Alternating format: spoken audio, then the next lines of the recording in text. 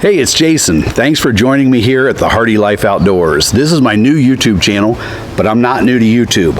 I've been around for over 3 years, have over 150 videos on YouTube, with a lot of them being pretty popular. I'm in the process of migrating things from my old channel to the new channel, so you're going to see a lot of that content come over here soon, as well as a lot of new content about all the things that I do outdoors. Check out the content. If you like it, please hit like, share the channel with your friends, and subscribe so that you know when new content comes out. I appreciate you stopping and hope you like the content. Thanks. I'll see you soon.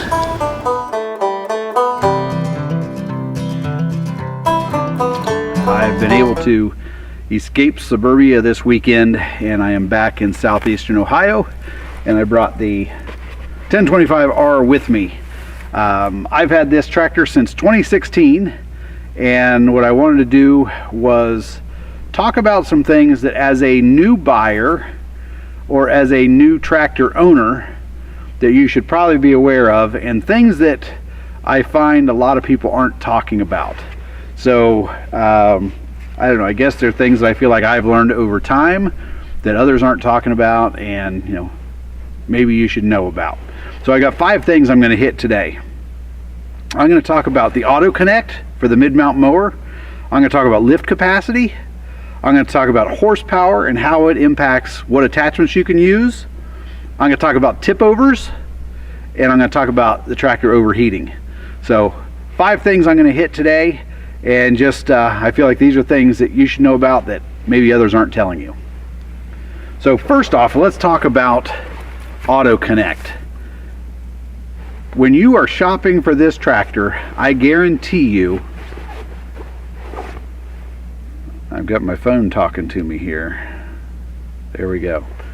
I guarantee you, while you're shopping for this tractor, you will see a video that shows somebody driving on to the mid-mower deck, slowing down, picking it up, and driving off, never getting off the tractor, and they'll market it as, auto connect and how great it is. My experience with auto connect has not been that, and when you look at the forums and talk to people, you will find there's a lot of people that struggle with the auto connect.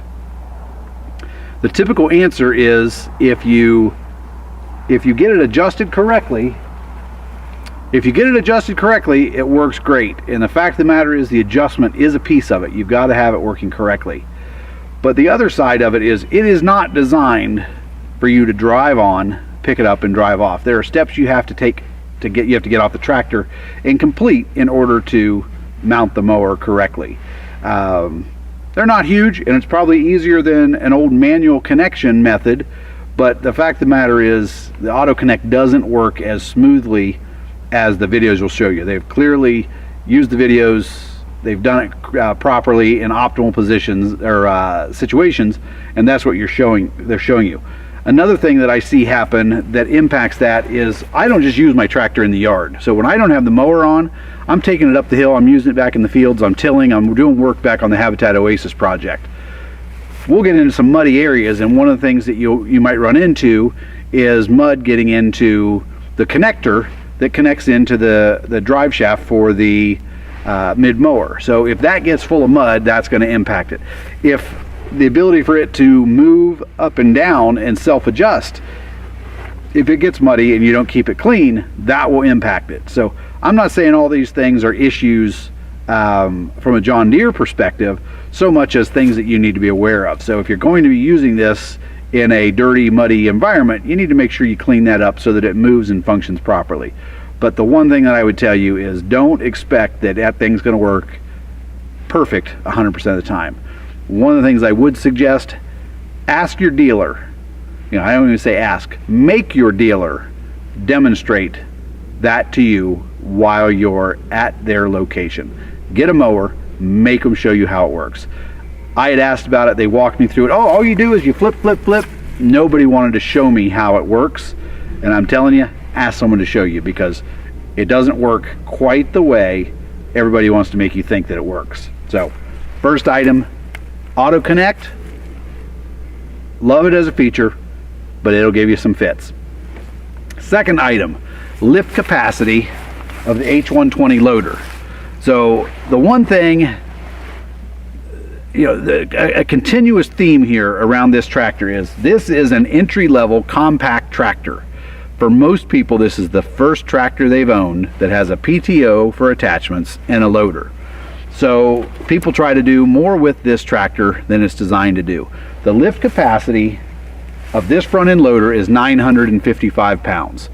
When you look at the literature, that is what they tell you, 955 pounds. But there's a difference in what attachments you have on the front. With the bucket, all of your weight is in close to the tractor. With forks, you might have 36 or 42 or 48 inch forks on there that move the weight out further from the tractor. The further the weight is from the tractor, the lower the capacity of the tractor is going to be.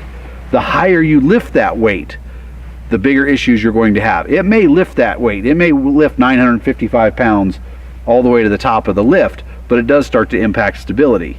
So you just want to be aware of what you're lifting, where the load is, and how you're carrying it. That 955 pounds, you can get there pretty quick. We've got some block that we've been moving up here. I think they're 70 pounds a piece. So 10 of those, which is 9 of them go on a level, one level with 2 more on top of it, 3 more on top of it, you're at 955 pounds. So be aware of what attachments you're going to put on the front. If you're putting a grapple on, is the grapple heavier than the bucket? So if you've got a grapple that's heavy, and maybe you go with a grapple that's wider than your bucket, that's going to impact what you're able to pick up with that. So be aware of lift capacity. I see a lot of people who are clearly lifting things that are heavier than this tractor should be lifting. I hear a lot of people talk about adjusting the pressures on the hydraulics so they'll lift more. It's your tractor, it's up to you. There's people who understand the hydraulic system better than I do. So if you want to tinker with it, that's up to you. My personal belief is, I'm going to leave mine set up the way it came from the factory. I think it's set that way for both safety and for the benefit of the tractor so you don't tear it up. But ultimately, that's your decision of what you want to do from a lift capacity and whether you want to tinker with that. Okay, third item is horsepower and how it impacts the PTO and what this tractor is capable of. When I bought this tractor, I bought a 4-foot tiller, a Frontier tiller for it. I later bought a 48-inch rotary mower, a brush hog for it, and they work great on this tractor. I hear people all the time asking, can I use a 5-foot tiller? Can I use a 6-foot tiller? What size tiller can I use? What size brush hog can I use? This tractor is not designed for larger equipment. You put larger equipment on, and while it may spin, the PTO may spin and it may drive that attachment, it creates stability issues that I find that with the brush hog, with the length of it and the weight of it, if I get on a side hill, this tractor just doesn't feel, I just don't feel that it's real stable. Not a comment on the tractor, it's just the weight of the equipment. When you start getting into much bigger items, wider than you're supposed to have on there, heavier than you're supposed to have on there, I just think you're looking for trouble. It may work, the PTO may work, and you may run that thing for 2 years before you have a problem and everything's worked fine. But if you're running equipment off that PTO that is supposed to have a larger PTO output than what this tractor is providing, you're doing damage. And it may be today, it may be tomorrow, maybe a year from now or 2 years from now, you're going to have issues as a result. So I highly recommend, when you're looking at attachments, before you go to Facebook and you ask, forums and groups, can I run this size attachment on my PTO? Talk to your dealer, find out what he says, because chances are he's going to tell you, he's going to sell you equipment that is rated to fit the back of this tractor, not something that is wider and is too heavy for this tractor. And I'm telling you, just sooner or later, you're going to do damage. So highly recommend 4-foot attachments unless your dealer tells you otherwise. So that covers horsepower and PTO. Next item, tipovers. I see a lot of people talk about tipovers, and I've even heard people say that this tractor is prone to tipping. My argument on that, it goes back to that whole concept of this is the first tractor most people have ever owned that has a loader on the front. And the tipovers on this tractor really come down to people using the loader incorrectly and not following proper safety precautions. It's not about the tractor being unstable. It's people that are carrying loads that are too high. It's people that are carrying loads that are too heavy. They are carrying loads and turning. They're on uneven ground. There's all kinds of reasons why people will tip this tractor over. None of them are because of a fault of this tractor. I'm willing to bet every single tip over that happens with this tractor, it's the fault of the driver, the operator. It is not the fault of the manufacturer. Okay, last item I'm going to talk about is overheating. Again, not an issue with the tractor. There's nothing wrong with this tractor that's causing overheats, but it's something I've experienced, and it's something I've seen a lot of other people talk about that they've experienced. And what it comes down to is when I'm out brush hogging in the field and there's a lot of fluffy seed and tops in the air as I brush hog, and it could just be the stuff that I'm cutting up as it turns to dust, it will clog up this front radiator. This tractor only sits this high off the ground, so if you're brush hogging in deep stuff, you're going to be collecting stuff as it's pulling air in the front, trying to cool the engine. You're going to collect a lot of stuff. In addition to it just being on the front, there's a screen inside that will also pick up. You can see this screen has a little bit of stuff. It's not terrible, but you need to make sure you're pulling the screen out and cleaning it. Keep an eye